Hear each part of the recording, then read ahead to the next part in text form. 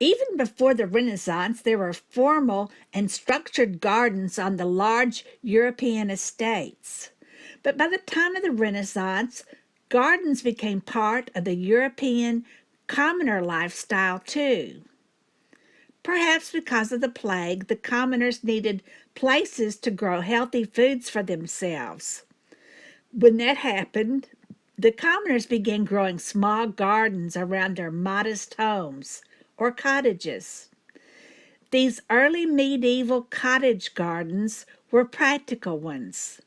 The primary focus of the medieval garden was that of growing herbs, medicinal plants, a few animals for meats and eggs, and beehives to produce honey.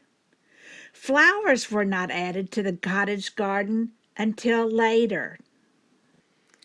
During the 1800s, people had also begun growing flowers in their cottage gardens.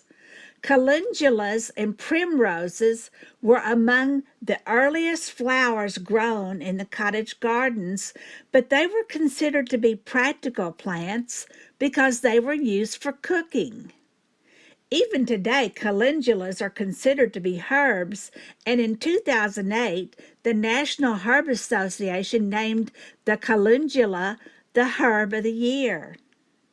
Because of its intensely bright yellow hue, the calendula is used to color broths and other dishes too. A list of recipes using calendulas can be found on the Mother Earth Living site or by simply Googling recipes that include calendulas. You can also search in Google for recipes using primroses and other flowers. But be aware of eating flowers that you have not carefully researched. Several of the flowers are poisonous. In his book, The Cottage Garden, Christopher Lloyd said that hollyhocks and sweet williams are two of the earliest flowers grown in cottage gardens simply for their beauty. Sweet williams are related to carnations. They are often grown as annuals, but they can also be biennials. Although hollyhocks can be doubles and can have a full and fluffy head of petals, the old-fashioned single hollyhock is a type that was grown in the early cottage gardens. Even today, hollyhocks are almost synonymous with cottage gardens. By the 1900s, people had also begun to grow delphiniums in their gardens.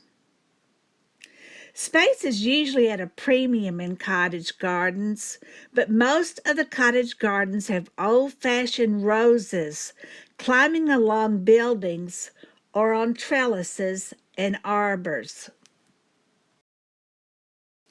Hi, I'm Jacki Kellum, and I have a full blog site at JackiKellum.com. CottageGardenLiving.com is my gardening blog. I have already written a host of articles for this gardening blog site, but I have been waiting for spring to arrive. My plan is to follow the seasons closely this year and to bring you up-to-the-minute reports about what is growing in my garden, when it grows, why it grows, and how it grows. The posts will also be on my YouTube channel. I hope that you'll check with me often. Oh, and by the way, I'm also a painter. While I was in Alaska, I painted the image on my logo.